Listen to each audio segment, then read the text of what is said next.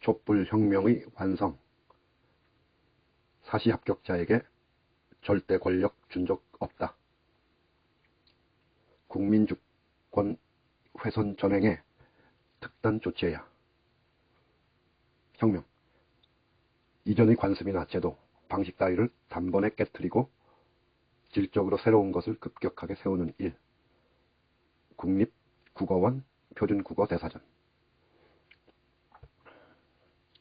1987년 대공분실에서 탁친이 억하고 죽은 것이 아니라 욕조에 머리를 쳐박는 고문으로 죽었던 박종철,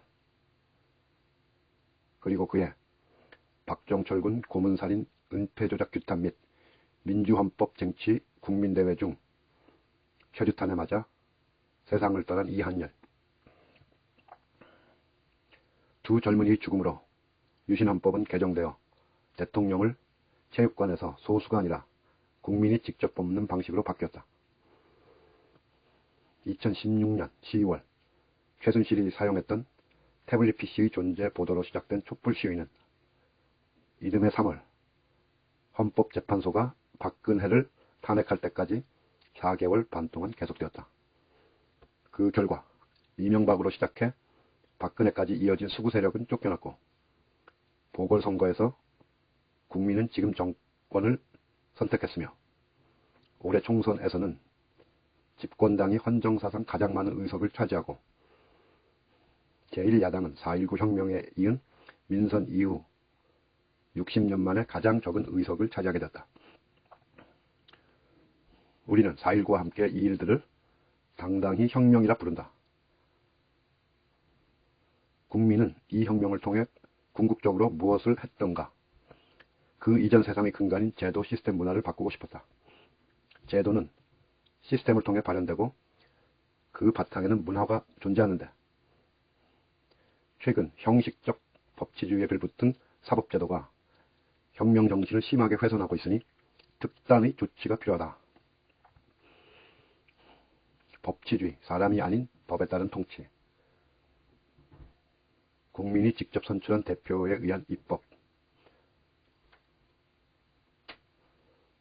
법치주의. 전제군주 시대를 끝내고 국민주권 시대로 넘어오면서 정립된 이 원칙이 21세기 대한민국에서는 앙상한 뼈다귀만 남은 유령처럼 설쳐대며 세상을 어지럽히고 있다. 법은 만인에게 평등하다 했지만 이 나라에서 그 만인은 국민이 아니라 법을 해석하고 판단하고 집행하는 권한을 독점한 사법시험 합격자들이더라. 그들에게 법은 유용한 방패이지만 보통 사람에게는 족쇄이고 채찍이더라. 고차 방정식으로 풀어낸 술값이 100만 원을 넘지 않아 검사들은 죄가 안 되고, 장관에 의한 직무 배제와 징계위원회가 의결하고 국민이 뽑은 대통령이 제거한 결정은 판사에 의해 무효가 되었다. 검사도 구체적으로 어떻게 위조했는지 모른다고 한 일을 판사가 상상력을 발휘해 범죄로 판결하면서 3살 아들을 살해한 엄마와 동일한 4년형을 선고했다. 어떻게 이런 일이 가능할까? 법은 활자가 아니다. 누군가가 해석하고 집행할 때 구체적 모습을 드러내는데, 누군가 해석 권한을 독점하고 자의적으로 행사하거나 그들의 이익을 위해 도구로 쓴다면 전제군주가 전횡을 일삼던 시절과 무엇이 다를까? 대한민국 검찰 권한은 어느 나라보다 강력하다. 또 판사들은 사실상 어떤 통제도 받지 않으면서 자신의 양심에 의해 판결한다. 판사의 양심은 군주의 양심보다 선한가? 검찰이 수사권을 축소하는 법이 곧 시행된다. 판검사를 비롯한 고위공직자들에 대한 수사권을 가진 공수처가 곧 만들어지리라 믿는다. 하지만 이 일의 마무리 판결을 한 번도 구경해 본 적이 없는 어느 판사의 양심에 맡겨둔다면 무엇이 달라질까? 헌법 제1조 2항은 대한민국의 주권은 국민에게 있고 모든 권력은 국민으로부터 나온다라고 규정하고, 간디는 모두가 성자일 필요가 없는 제도가 필요하다고 했다.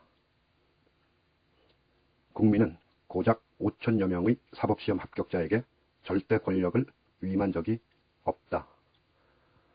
국민이 직접 투표로 뽑은 대통령과 국회의원의 권한을 침해하는 제도와 법이 있다면 단호한 조치가 필요하다. 이 일이 즉시 제대로 이루어지지 않으면 제도 밖의 수단인 혁명이 또 일어날지도 모른다. 박한규 칼럼니스트, 경남 도민일보.